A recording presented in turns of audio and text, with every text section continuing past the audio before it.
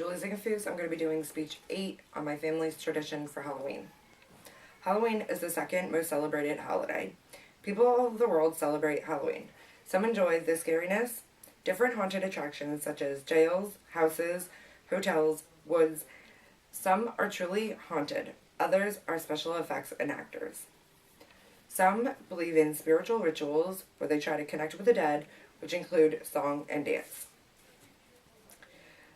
Trick or treat is a night where you go out and you go house to house, knock on the door, say trick or treat, and you get candy. This includes your kids typically.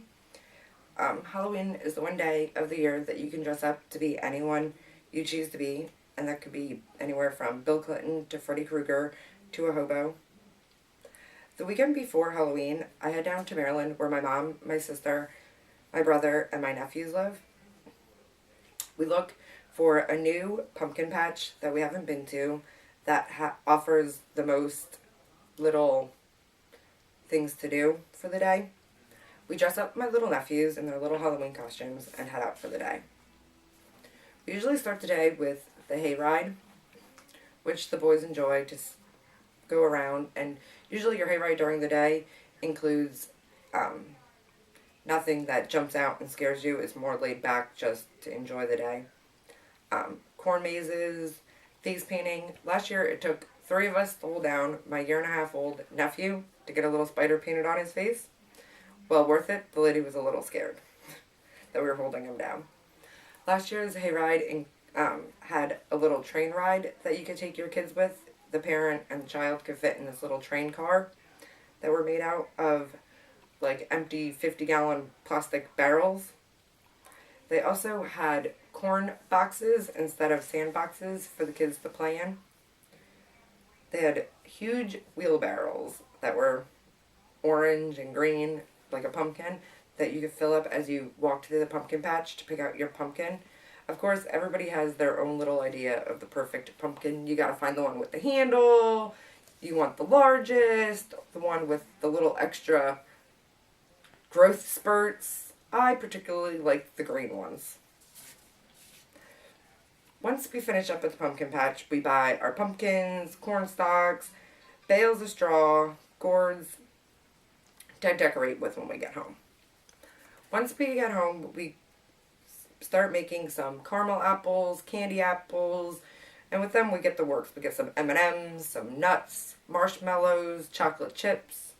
You name it, we get it to decorate on these candy apples for later. We make some popcorn balls. Then we head out front and we decorate the front porch and the yard a little bit with some scarecrows and the gourds and the hay bales of straw we had picked up. And we have, your ghosts and your spider webs, the whole 9.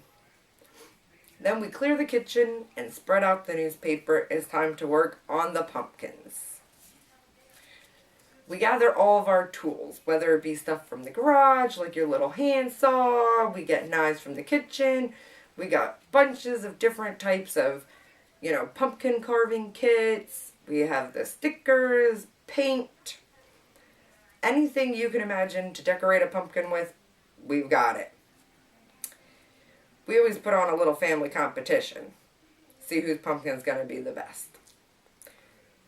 My mom always is the plain Jane. She usually just is doing the triangular eyes, nose, couple little sharp teeth. She's done. First one done always. My sister's husband is the professional. He's on the internet printing out all those little fancy stencils. Last year he did Michael Myers. He starts first, ends last, every year.